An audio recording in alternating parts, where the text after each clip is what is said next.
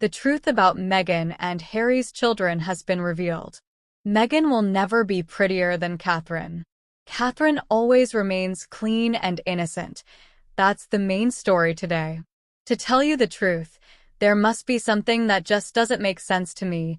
So much nonsense that everyone is starting to question whether Meghan and Harry's children even exist, and therefore that they don't matter.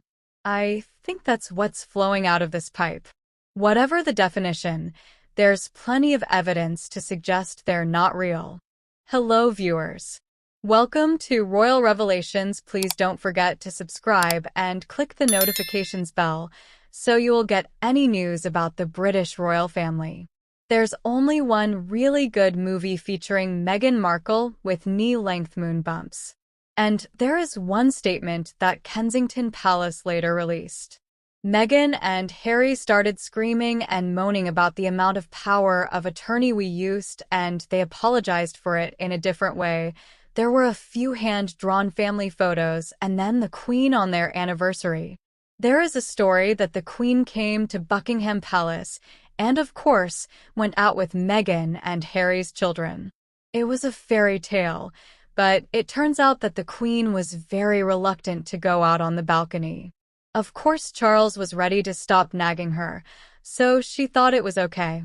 Of course, she has reservations, but only if her wheelchair can be moved out of her sight. The late Queen was going through a rough time at the time with problems with her athletic ability.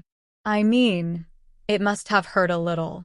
So it's complete nonsense that the Queen lies on the ground and moves around with a few tykes, and therefore Harry's story and Meghan's children's story are hardly true, and the press certainly does everything in this regard. We're taking it with a grain of salt, and we don't know if it's because of non-disclosure agreements or if Congress is failing this process of vetting children, but we don't know, and we don't know if there are still children. Another thing that struck me, as we've often discussed, is that Meghan is diving into the political swamp. She argues that parenting is a collective effort, even though it appears to be a group effort. But Meghan Markle doesn't think anyone in the community should do this, except for Wales siblings. And as far as I know, Carol and Michael Middleton have most of the responsibility for Wales children. We are accepting a village where you can do that. Zara and Mike Tyndall will also be helping out, and I think the rest of the family will be on both sides.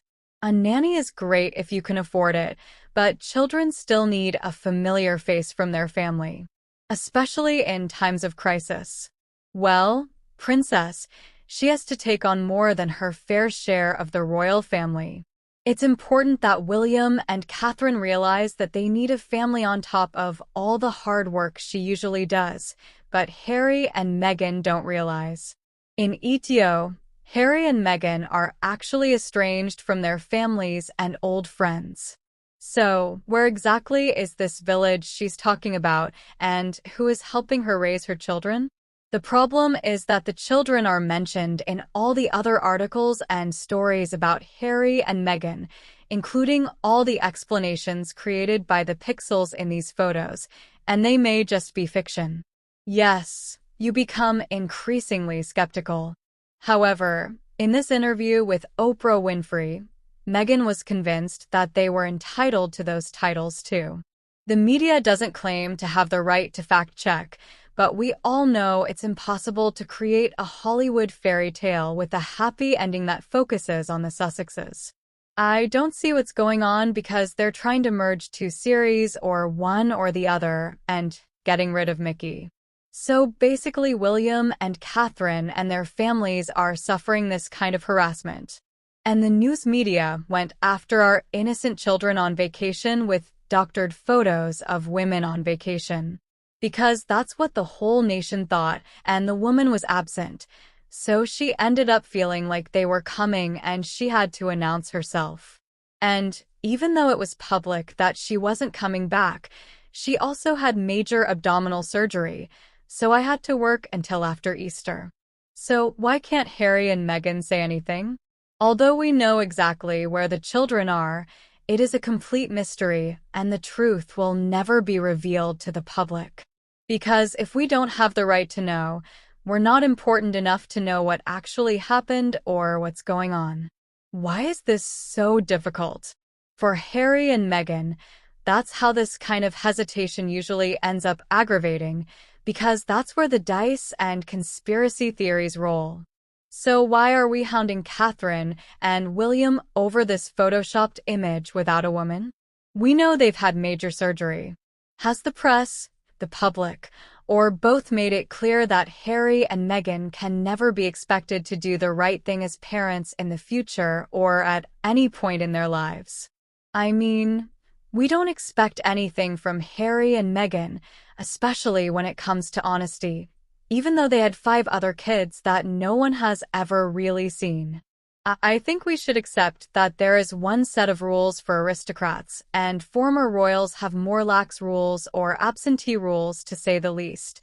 But I think William and Katherine have a set of rules in between. I think privacy is necessary and should be allowed. Such a beautiful family. Anyone who is going through a really difficult situation needs what all families need in a crisis. We support them and pray that they are not harassed. The last thing I want to say is that there is no other reason than not having children. When the kids get together with Harry and Meghan, the only image we get is this incredibly weird, pixelated photo. There were no nannies or care staff, and it's now impossible for Meghan Markle to be the primary caregiver for these children, and indeed in all the photos where Meghan appears to be holding the children, it can be clearly seen that she is holding a child. In her home, she never held a child in her life. To be honest, I think this is one of the biggest scandals and the ultimate hoax.